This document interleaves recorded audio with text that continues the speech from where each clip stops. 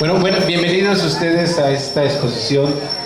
Vamos a ser un poco breves porque el acontecimiento que se dio en 1949 es una historia que tiene mucho que decir. Primero vamos a presentar las fotografías que van en orden cronológica. Y la tradición oral nos cuenta que existían unos documentos en donde se decía que bajo el altar de la iglesia de Santa María de la Asunción se encontraban enterrados los restos del último tlatoani azteca, Cuauhtémoc. Estos documentos las tenía en manos de una persona que fue la carta viva. ¿Qué es la carta viva? Personas que fueron dejando de generación en generación estos tanto documentos escritos como la tradición oral. Fue comisionada la profesora Eulalia Guzmán para hacer este descubrimiento, pero ella tuvo que hacer las investigaciones. Para hacer las investigaciones primero se reunió con el Consejo de Hombres y después con el Consejo de Mujeres de Iztacíhuatl. Después, al tener ya la autorización de los dos consejos, se integra con el Consejo de Ancianos, quien le autoriza finalmente que haga esta exploración en el altar de Santa María de la Asunción. Esta iglesia es del siglo XVI, 1535. Es la primera iglesia construida en la zona del estado de Guerrero, lo que hoy es el estado de Guerrero. Este acontecimiento fue en 1949. Es la primera iglesia en el mundo que se le autoriza por el Papa que se destruya un altar mayor. ¿Sí? Bajo el altar mayor se encuentran, se hacen excavaciones en muchos lugares. En el altar mayor se encuentran lo que son las osamentas de los restos del último tlatoani azteca, Cuauhtémoc. Este acontecimiento tuvo gran revuelo en toda la nación y en el mundo. El que vino a hacer la composición anatómica de los restos de Cuauhtémoc fue Diego Rivera. Él también hace el mausoleo, Diego Rivera.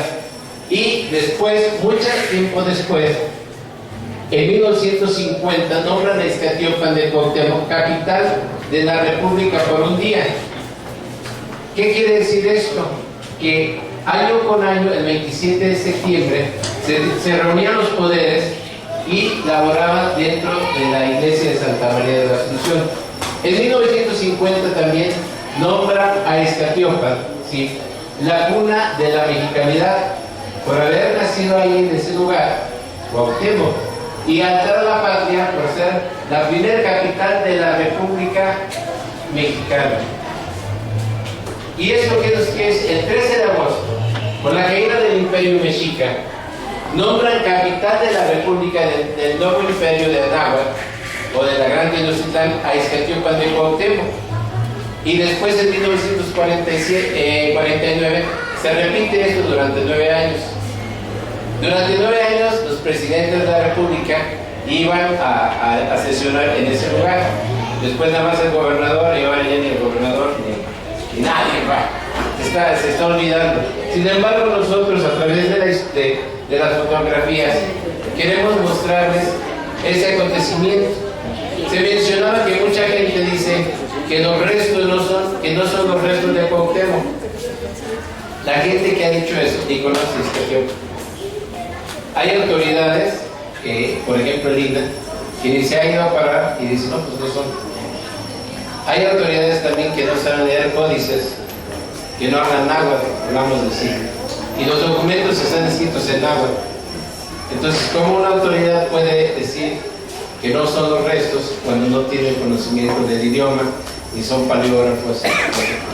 Entonces, con estos documentos, que yo les decía, es la primera vez que se presentan en el estado de Guerrero. Estas fotografías nunca las han querido presentar, es la primera vez. Las hemos llevado a otro lugar, estuvieron en Canadá, estuvieron en Argentina y en Italia, pero aquí en Chilpancingo, en Guerrero o en México, es la primera vez que los presentamos. Entonces, por eso agradezco a Gelacio el que haber hecho este aporte para que sean ustedes fieles testigos de ese momento, de aquel acontecimiento, y ustedes por su propia vista digan si son o no son. ¿Sí? Entonces los invito a que pasen para que vean las fotografías, y si hay alguna pregunta, pues con mucho gusto, si tengo ¿cómo se llama? Si tengo la respuesta, se la voy a dar. Hay algo bien importante que decía, ¿no? Mucha gente me pregunta, yo tengo 30 años estudiando los restos de Cuauhtémoc, la historia, la tradición oral, y mucha gente me dice, oye, si verdaderamente son, todavía después de 30 años no tengo la categoría para poder decir si son o no son. Si yo no tengo la suficiente prueba para afirmar, pero tampoco menos para decir que no son. El INAH hace mucho tiempo hizo un estudio de las osamentas y dijo que no son. Pero cuando se le preguntó, oye, si no son los restos, ¿de quién son? No, es que no son. No sé si decían los científicos, pero eso hay una frase donde dicen los sabios. Sí, los sabios decían, bueno, si no son, díganme que son de Juan Pérez y que se murió de este estado y eso. No, simplemente ellos han dicho que no son. Los documentos existen, los tengo en mi poder. En otra ocasión vamos a invitar a las autoridades para que se haga otra muestra como esta, pero los documentos originales, el estudio completo de Eulalia Guzmán, de Alexander von Gutenau y de todos los que participaron en su momento con los documentos originales. ¿Sí? Entonces, adelante, bienvenidos. Y muchas gracias.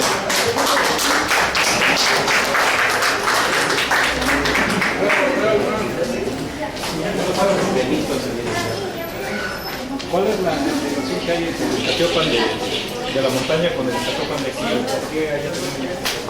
Existe mucha iniciativa.